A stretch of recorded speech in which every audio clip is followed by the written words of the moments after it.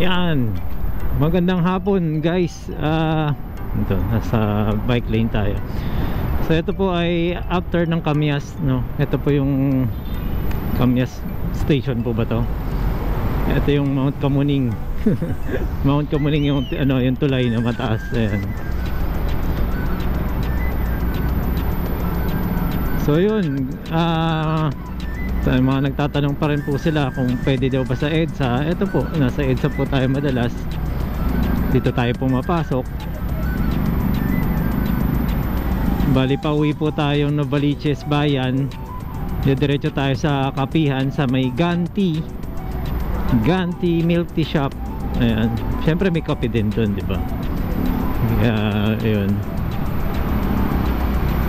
NIA Property, so National Irrigation. So guys, sa mga gusto pong umattend, no, at magkita-kita tayo dito sa Sabado 8 to 5, meron po tayong free na seminar, no. Samantalahin nyo po, yan po yung huli po naming ikakandak na libre. Sigurado po may matututunan po kayo doon, no. Ayan yung BYDC Lion, kulay ano, no, medyo blue.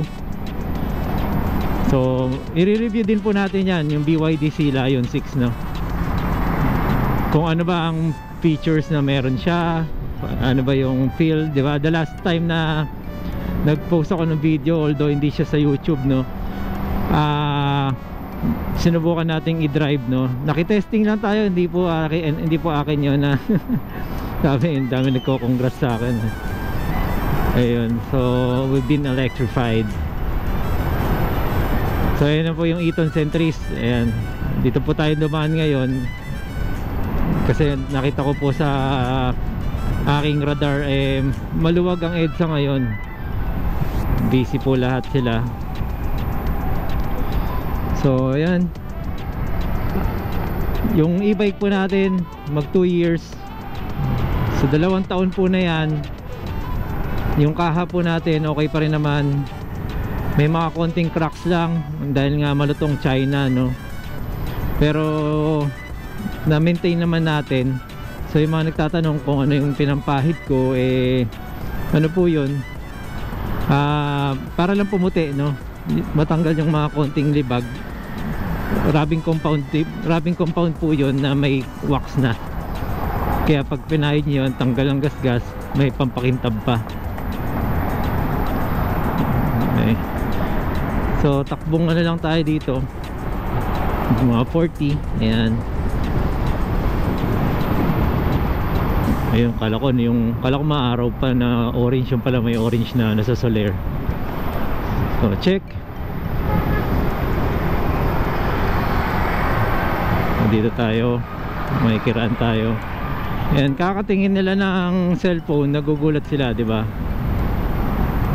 Puro kasi cellphone sila bumabase sa daanan, pag konting lingat po nila yon, bulaga na sila nun. Ayan, 28 yung nakikita ko sa kotse, oh. Nakikita dun sa espresso, ano to? Espresso ba to? Espresso 22, 29, oh, tinan nyo, ayun, nagpantay na. Actually parang nag-adjust nga tong ano ko, parang medyo sumasabay na nga siya sa ano, sa speedometer or sa speed. And, ano to, Google Map gamit nila, no. So mayat maya, yung iba kasing driver o rider, tingin mayat maya sa cellphone kung tama yung daan, diretso pa naman yan, mahaba pa naman yan. Pagkatingin doon, pag biglang pumreno po yung nasa harapan nyo, ayun na, dadali ganyan.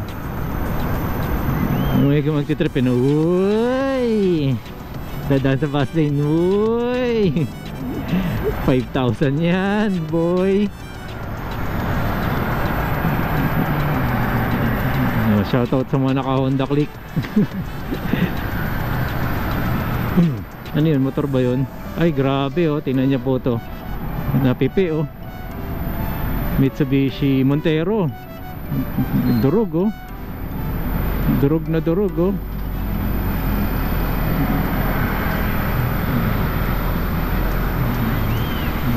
Saan kaya galing to? So aksidente. Ayan, yan po ang mga pag-uusapan natin sa Sabado, no? O paano yung mga ganyan? Pagka bumili ka ng ganyan tapos nangyari yung ganyan, wag naman, no? Paano natin babalik sa dati yan? Syempre, pambili ng bago, no? Or pampagawa, no? Yung panggastos na pampagawa, kailangan natin yan. So syempre, shout out, we are Provide Innovative Solutions Marketing Inc. Yan, dyan po tayo nag-o-office. Kita-kits po tayo dyan sa Sabado, para po malaman po ninyo kung paano ba natin susolusyonan yung mga ganyang bagay, no? Lahat po ng aking mga binibideo, solusyon ang ginagawa natin. Mga nangyayari sa ano natin, hindi tayo dapat na namamahalan sa mga pagpapagawa kasi nga lifetime warranty to, di ba? Pero may mga alternative pa rin tayo dapat na malaman, no? Kagaya ng pinaka-issue natin, di ba? Yung panel, ang dami po nagano sa akin yan. Nagbansag na dyan sa akin, ano yan, sumpa ko daw yan. Kasi lahat talaga madadamay, mangyayari sa inyo yan. Dahil nga medyo weak yung diode na yon. Pero so far, ito po ay umaraw. Wala naman pong ano na, after po natin mapalitan, magandang klase po yung napalit natin, ano. So yun lang muna siguro, ayun, na nakapila. So kung kayo po ay naka e-bike na rin, matuto lang kayo sa kalsada, hindi po tayo nagkakagit-gitan, mayroon tamang distansya bawat ano side. So iwas disgrasya yun, no. Wag lang pinipilit lagi yung mga karapatan na sobra naman, no. Ayun, dito na tayo. Padadaanin ko na sana, kaya lang mahaba siya.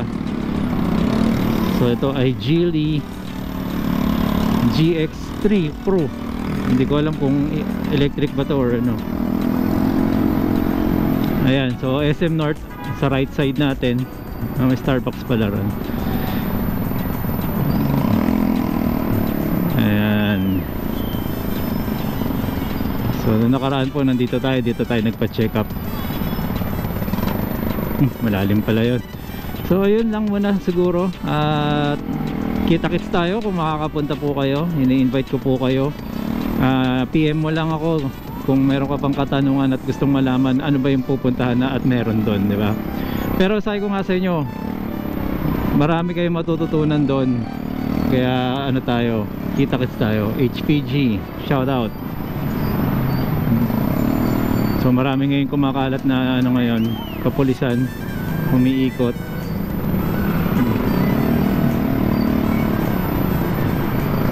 So kung may mga katanungan po kayo guys, PM nyo lang po ako. Sa mga may kilala naman po sa akin, ano, pwede nyo rin po ako lapitan para po sa mga katanungan nyo about ano, insurance, paano ba yung mga ganitong cases, di ba? Ayun, willing to assist, willing to teach, di ba? Willing to share. As always, no? Lagi naman tayo nag-share kung paano po sa kalsada, di ba? So, yun lang po muna guys. At medyo matraffic dito at nagkaka-anuan sila dun, no? Kakabusina, no? So, yung mga 4 wheels, tinan nyo po masyado na makadikit. Kaya, kailangan maging alerto tayo. Kasi naman ng mga motor, ang kukulit din. Makasingit, no? Ito rin katabi natin.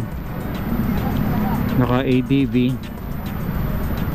May immunity ba pagka ganyan mga motor? Di ba? Ayan, magaga pa at maganda pang sikat ng araw. Ayun, so alright, dito na lang po muna. Maraming salamat po. So okay, once again, Marvin Chua Motovlog po. Maraming salamat po. Salamat din po sa mga nag-subscribe. Subscribe, okay. Bulol pa, no?